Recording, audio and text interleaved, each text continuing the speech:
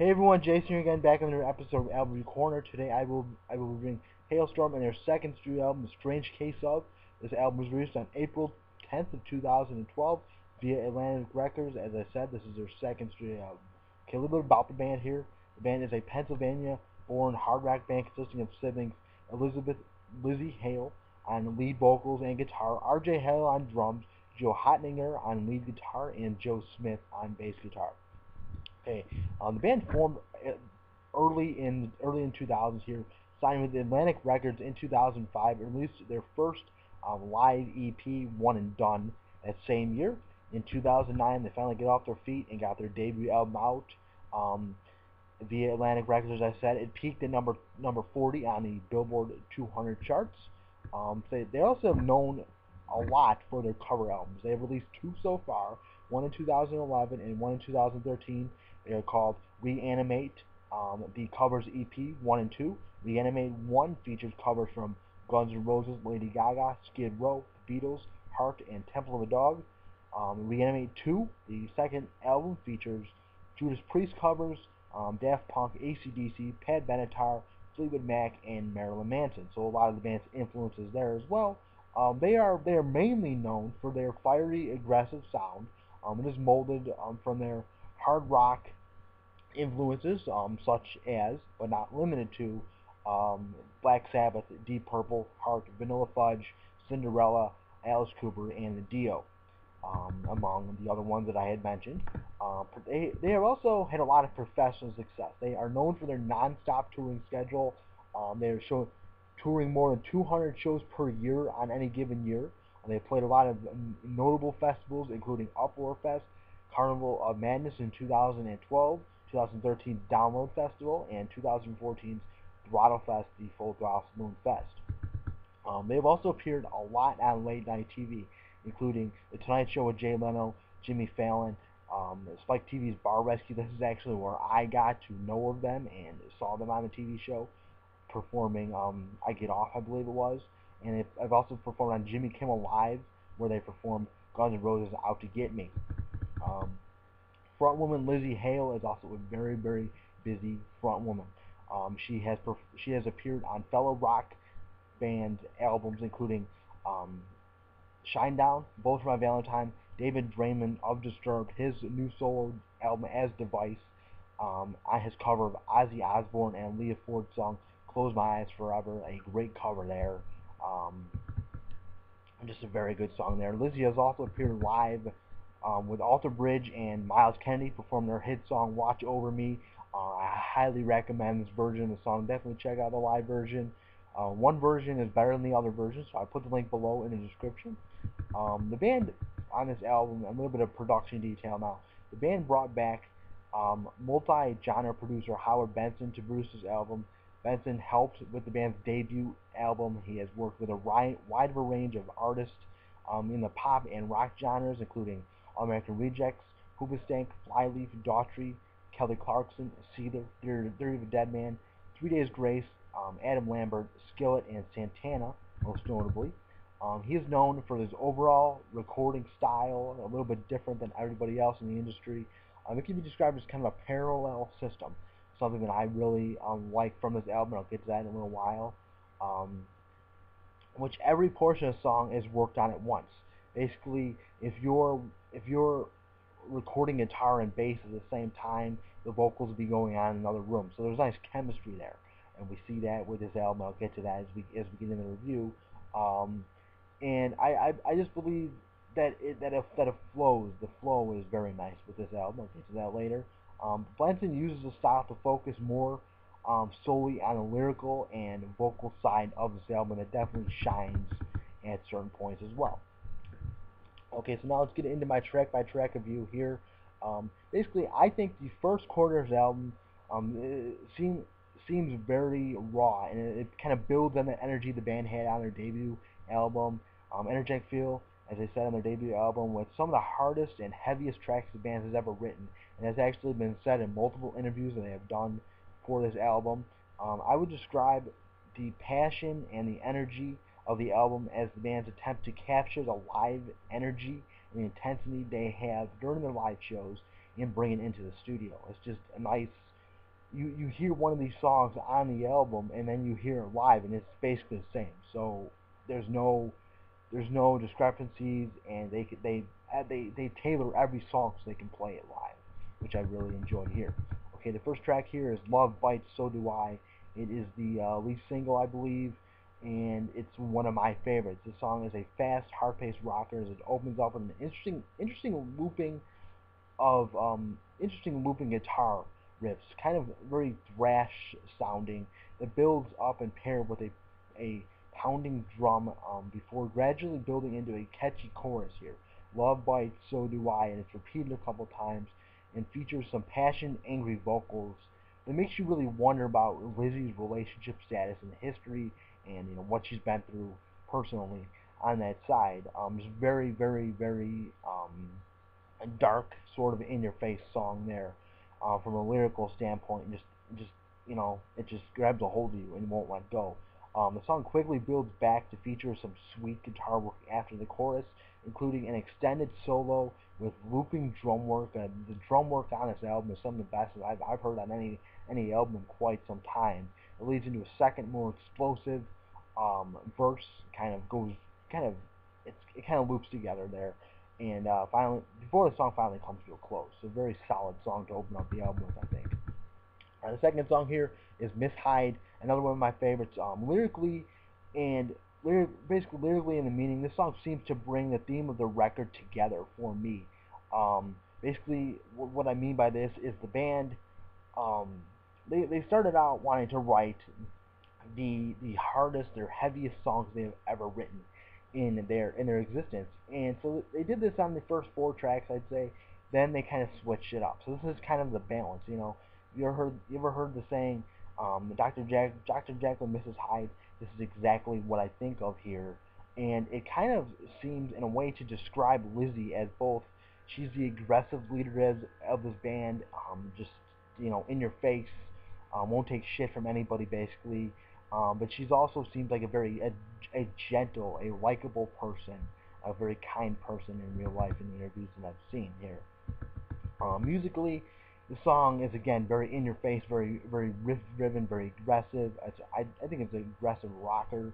The song opens with a dramatic, slow paced, pounding drum beat, riff layered pairing that seems to um, gives the song kind of a spooky, mysterious vibe before quickly building up into some fast-paced guitar-led instrumentation. There's guitars all over this track here that seem to once again slow down and get heavier as the song builds into the chorus, which is built around some very different vocals that we're going to see from Lzzy throughout the first two albums, even throughout the cover albums. She kind of takes on this character, if you will, and is screaming in a weird way. And in the interviews with the band, they have said it didn't even sound like her. So it's something I think really is something very unique. The song then slows before building up once again with more pounding drums and awesome guitar solo before finally slowing down and flowing into the next song here. I Miss the Misery. And just it, for this song, it's very unique. I don't exactly know how to describe it. The instrumentation really does not even stop. It just kind of tempers and gets lower and lower, and then builds up going to this next song, track number 3, I Miss the Misery. Again, one of my favorite songs here. As I said before, this song has a continuation of the low guitar chord at the end of this track. The guitar finishes Mrs. Hyde, and it seems to act as kind of a countdown. It kind of there's a slow build up, a countdown, if you will. You can look at it either way. It builds into a screaming vocal intro. Something we haven't seen from the band necessarily. Something unique. Before building quickly and exploding into a virtual wall of guitars. Hot lead guitars breaking down into more um, an explosive, high-energy, riff-based song that seems to be built around the angry vocals of Lzzy as we get down to the core. And just she's very angry in this song, very passionate, something I really like.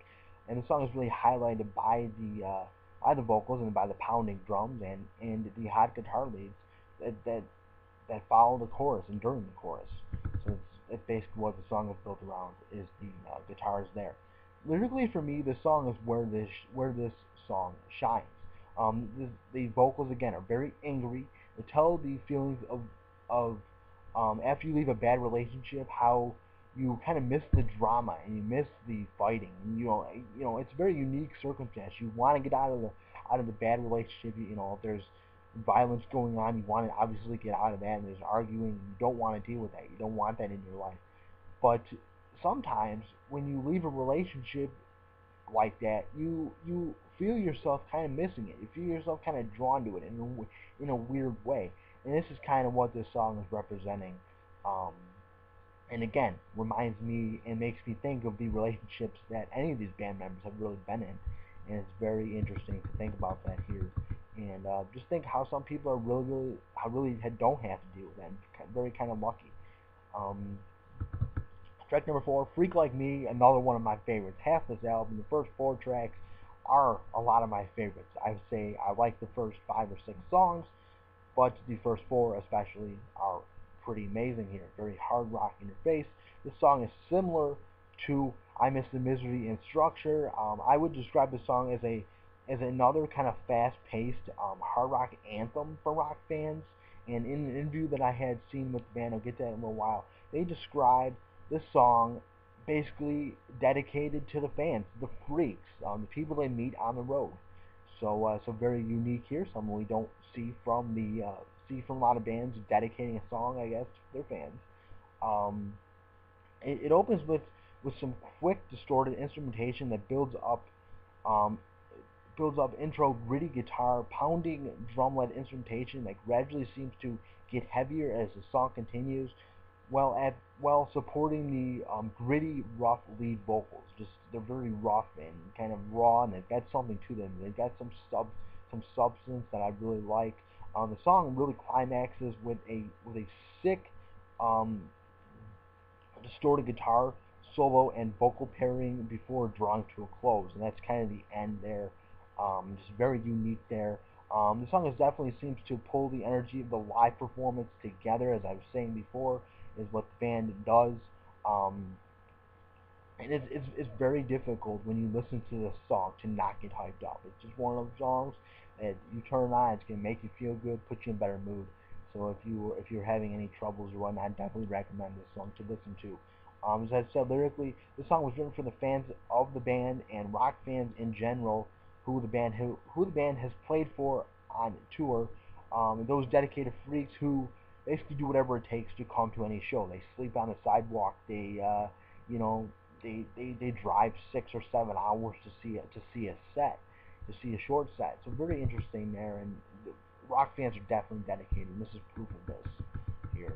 Okay, between track number 4 and 5, there's a difference here, and this is kind of where the album takes a turn. We see the different side of the band, as I'll get to at the end of the review in full. But after opening the album by establishing their new kind of modern rock sound, as they kind of expanding off their debut album, um, this album slows down with 3 ballads to focus on both a previously unseen, I would say, private side of Lzzy, while showcasing her talents, her vocal talents. And the first one of those here is "Beautiful with You." Um, That's the first of the three change of pace ballads on this record, if you will.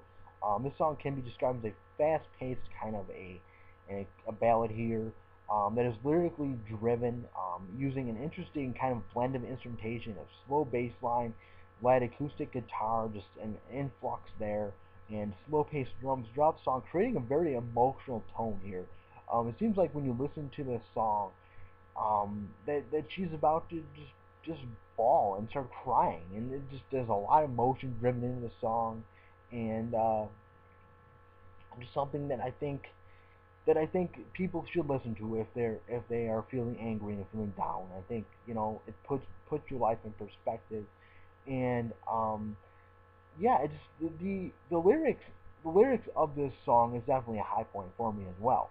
Um, and basically about the moments in life that you don't feel perfect, you don't feel on top of the world, you don't feel pretty, and yet you have the emotional support group around you. In her case, she was saying, I believe in an interview that I had seen online, You know, there's times when I don't feel pretty, I don't feel perfect, as I said, as I quoted there. But yet she has a support system, and whenever she's around these certain people, she always feels good, which is obviously a great feeling to have here, and something that I think people should just listen to and take to heart. This song for sure here. All right, track number 6 here is another ballad, the second and probably my favorite of the three ballads.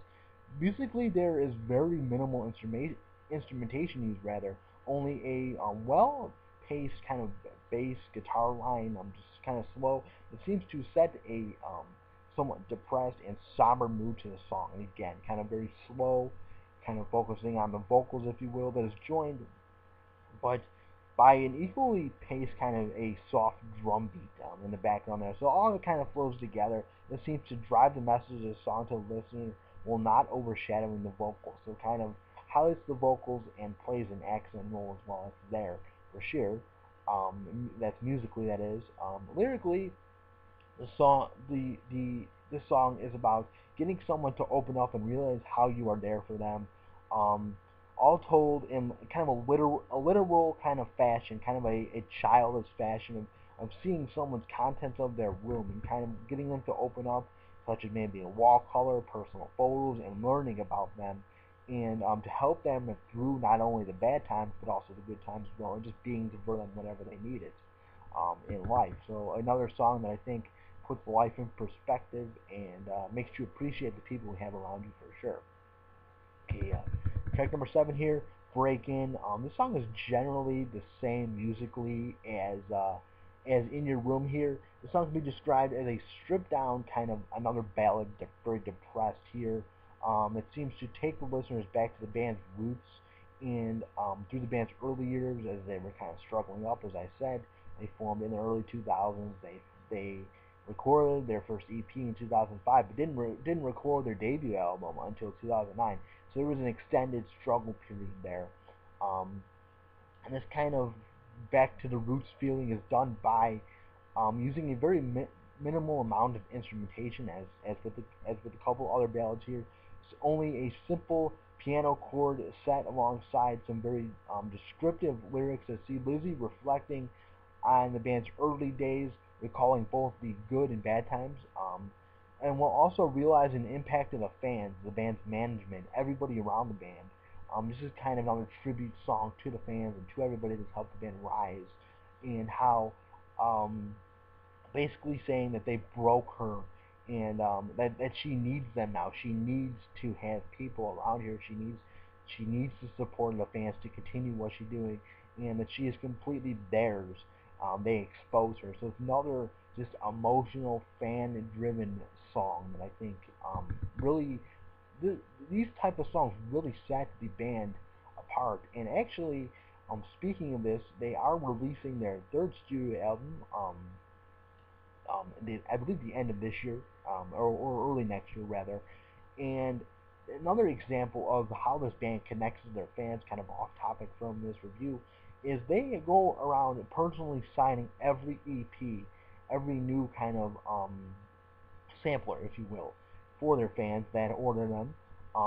And I think it's really this band is very connected to their fans, something that we don't see a lot in the rock genre, and even in music in general nowadays, especially in pop music. But in alternative music, you do somewhat. But something very unique, and I did want to mention that in this review here. Um, yeah, so just very something different, something to think about, something another reason to appreciate this band. After Break In, track number 7, the band switches things up yet again and goes back to somewhat of a rock style here. And while I do appreciate the band um, changing things up and trying to change their style up rather and show fans that they can indeed write emotional ballads. I feel that the placement of these three ballads in a row in the middle of the record was somewhat of a mistake. I guess if you're looking at it in the grand scheme of things, you've got the rock songs the first four, you got the ballads the three, and then the rock songs the rest of the album. It is definitely not a bad way to go. I guess overall it's a nice tempo. But if you dissect the structure of this album, and I'm not really want to go too much into that, I feel that it should have been placed. Maybe have a rock song, a ballad, a rock song, a ballad. Just kind of break things up. But because I feel that these songs were so emotional and they're so good. I think just from this record, just something we don't hear, and they are just very good.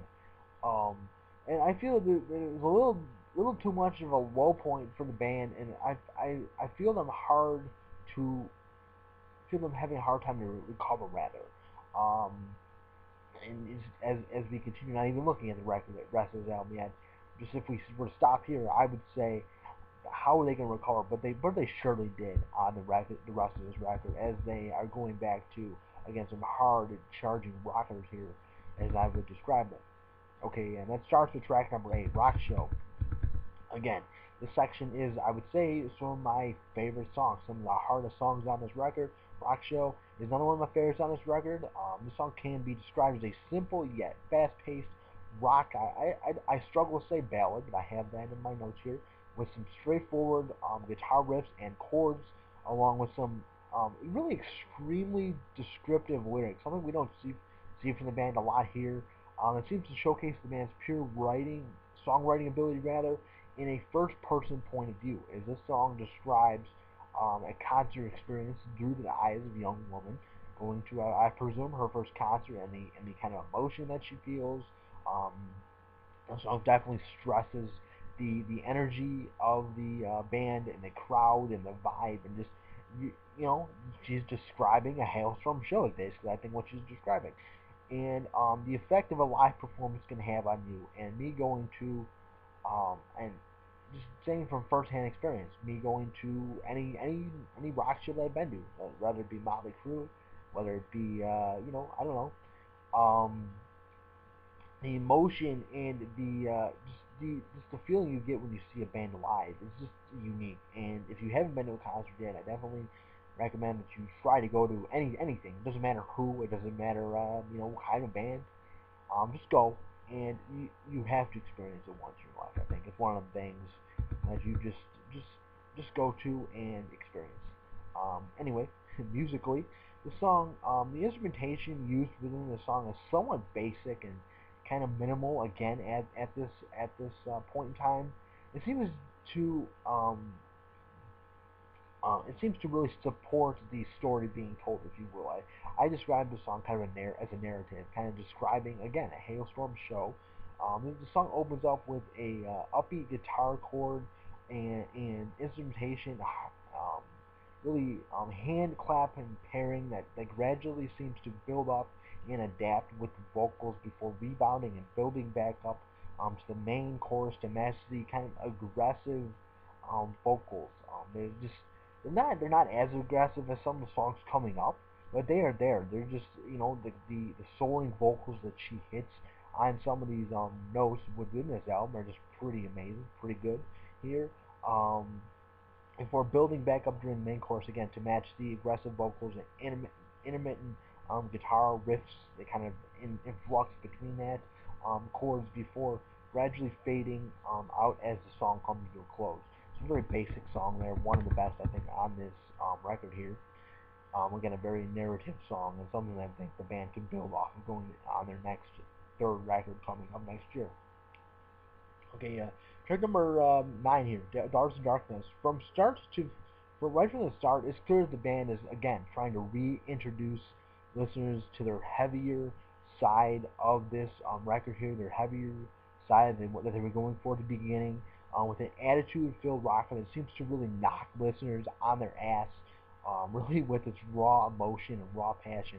Beginning with the heavy opening, it's a foot beat, it's a foot stop, na na na na na, right there, in intro that flows throughout the song, in kind of when paired with the heavier guitar line, that's really amped up as we get to the chorus.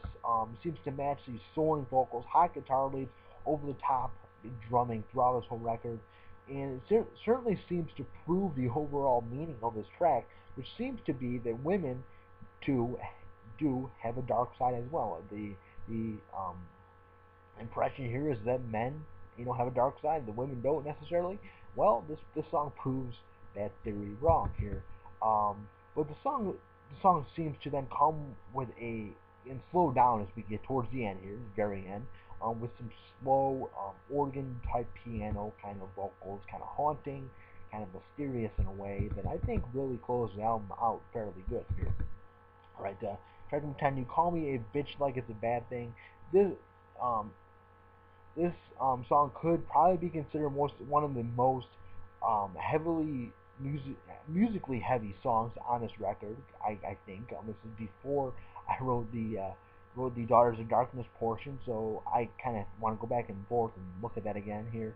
But it is a aggressively heavy yet fun riff based short rocker that sees Lzzy poking fun at how hard it is to be a woman in the rock industry, and kind of making fun of that. It's very difficult to be a woman in the rock industry. Basically, seeming to challenge anyone that wants to talk shit about her and call her a bitch, and challenge her opinions and whatnot. As stated before, this song seems to be musical one of the heavier um, songs on this album, as it opens up with some short yet heavy repeated guitar riff and drum pairing that rolls through the song, supporting the angry vocals, and she gets very emotional, very passionate, very angry throughout the song, with occasional solos kind of mixed in there for good measure, until the chorus, when the song musically opens to feature Lzzy's lyrical ability with longer riffs kind of appearing in the background. So it goes from little short riffs that really highlight the guitar player to longer riffs that seem to highlight both the guitar player and Lzzy, the head vocalist.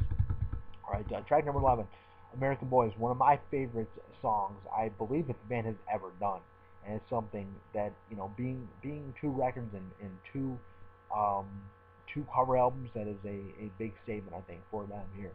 This song is yet another one of my favorites that I have here because of the different change of pace, the different vibe that this song brings. Well, the rest of the album is more rock focused. This song seems to be more southern rock focused. Seems to draw on the band's southern influence. Maybe Leonard Skinner definitely kind of um, inspired here. I maybe. This song definitely has a groove to it while keeping a tough vibe vocally, and the song is about the American Boys.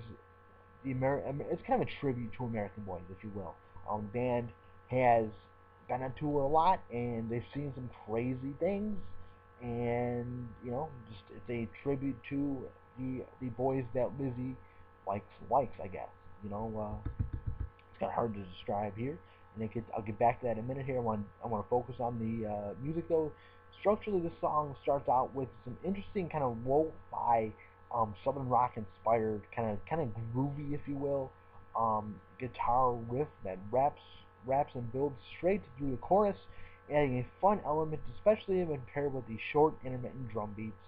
Just a different kind of a slow vibe. It's a risk for the band, I think, but one I think that works pretty well here. The song then breaks down further after the chorus to feature an extended solo, hot guitar leads before rebounding to support the piercing vocals and the emotional vocals. Lyrically, the song again is very straightforward, very the title says it all basically, and Lzzy proclaims her love for American boys, or as she says in the interview, the straight breed of men that we raise and bring up in this country. So strange, rather. It's a very, very interesting song, a pretty funny song if you look at it here. All right, track number 12 here, rather. Here's to Us, one of my ultimate favorite. These two last tracks are probably the two of the five, my two of my five favorite songs on this record here. So I do like half this record, but definitely two of the top songs I think the band has ever done. Is something unique. And track number 12, Here's to Us, is no different. This album closes out the album on this song rather closes out the album on a high note with a slow paced, kind of a stripped down rock ballad that kind of spreads a message, if you will. We've seen bands like Cage the Elephant do this on their last album here, and I'm that song that I'm thinking of is escaping my mind right now. But this song kind of celebrates the meaning of just celebrating every day that we have on this earth. through the good bad times, basically ignoring all the bad people that we may encounter and telling them basically go fuck yourself and just appreciate every day you have on Earth here. Musically, there's a very minimal amount of instrumentation used, only slow paced acoustic sounding kind of electric guitar mix, a very unique there, made it very hard to decipher what that was. So if it's any different, I do apologize. Um, a low drum beat that support and helps spotlight the lead and backing vocals of the song. The song is since it's kind of an acoustic feel to it, is very dependent on the vocals, and the vocals do come through, the lyrics do come through, and as the song gets a little bit more, as the vocals get a little bit more aggressive, as the song continues, angry, um, but also when the soft male vocals come back in the background to mix things up as the song comes back into the close. Just a very unique song. They're kind of very hard to describe, lyrically and musically. But one of the best I think you should definitely check out if you are into this band and if you want to get into this band here. My overall thoughts on this record here. This record, I feel like the band was able to really further develop and expand on the concepts and sound that we saw on their debut 2009 album. Kind of shifting away from more polished, radio-friendly rock sound, creating more sound that we and they can call their own. Something that we've seen a lot in the alternative, the rock genre here. With, particularly a band that comes to mind there is Cage the Elephant with their album Melophobia. And I believe the producer Matt Joyce, he did a good job there, and Howard Benson also did a phenomenal job on this record, kind of helping the band. They knew what they want to do, but and guiding them to that area here. The really kind of development of the band for me and the new style of the band can be heard throughout this album in two different forms here. Technically speaking, we have the album sound and I have I talked about this a little bit, the modern versus classic rock. The band blends an array of modern rock sounds and styles, particularly instrumentally, with elements of thrash and hard rock, with genre fusion kind of put in there for good measure, I guess, if you will. Lzzy create an album whose sound and mood is really all over the place. Like I said, you go from having rock ballads in rock songs, heavy rock songs, hard rock songs, if you will, to having ballads and emotional songs, and then going back down and going back up rather to the rock songs again, the hard rock songs. So very nice contrast, I think.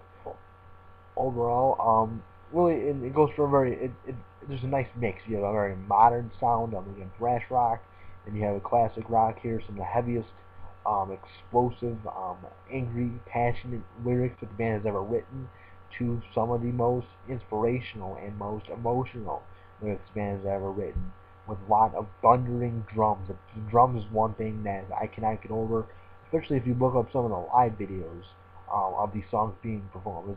They do sound exactly almost the same as they do on the record live here.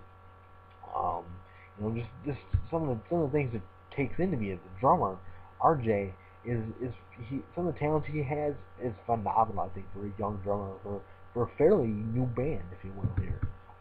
As I said though, as the album continues, the band kind of switches things up as they get more balanced, kind of add genre fusion and add the acoustic side of things, the ballady type of things, if you will here, the emotional ballads. And I think tell the story of maybe Lzzy's life and tell the story overall of the emotional pain of relationships and of the band overall, if you will, but also showcase her range and her vocal talents as the band's vocal talents, her ability to change things up here.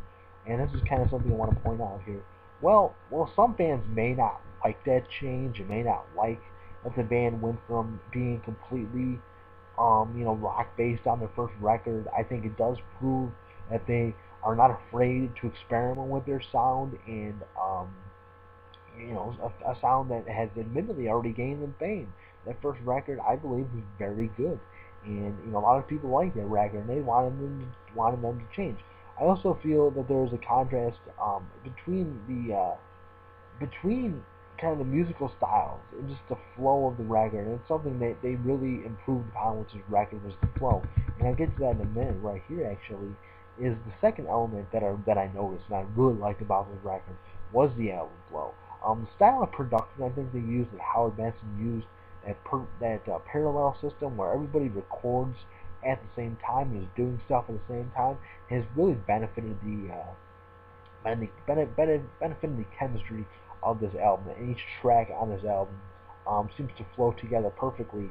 Not only on Mrs. Hyde and I Miss the Misery, like that interesting loop between them, but also just overall the instrumental arrangement of the songs are really just constant.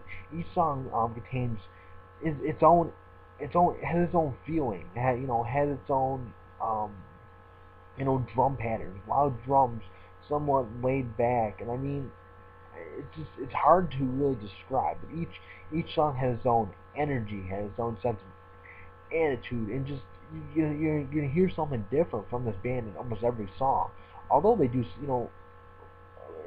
structurally, a lot of the rockers do sound the same, but they're just put in different ways, in different loops, in different solos and whatnot. I think it's something unique that I think the band can definitely build upon. We'll see how this third record shows up here, but um, especially with Mrs. Hyde and I Miss the Misery, like that loop right there, and that trust that the band has in Howard Benson to fix up that, and and just continue that song and make it a 7-minute song essentially. Um, just shows how the chemistry of the band, I think. And I mean, just vocally, I think Howard did a very good job and put Lzzy Hale's vocals on the forefront and really made her stand out as an artist. It makes me want, as a fan, to hear this next record and see what the next producer can do and see what happens and see how things compare and contrast to this record. Um, yes, I think this is definitely a good showing by the band, something they can definitely build upon. I can't wait to hear the third record next year at this point. Okay, guys, this is Jason here again, back on your episode of album recording. That's it for this review. I hope you enjoyed this album recording review. If you have, please subscribe to if you enjoy concert reviews, if you enjoy concert videos and whatnot. Please feel free to check out my channel, subscribe if you like anything, and I do take suggestions. I will put my information below for my Instagram, my Twitter. If you're a new band, developing and whatnot, and you have a Twitter account, please follow me. I like to review new bands, and I do have a list of new bands to review, um, and bands to review that I will be getting through in the hopefully near future. I know it's been a while since I've done a review, so thank you guys for watching this episode in every corner. Please subscribe, like this video if you again. Have a nice day, everyone. Bye bye.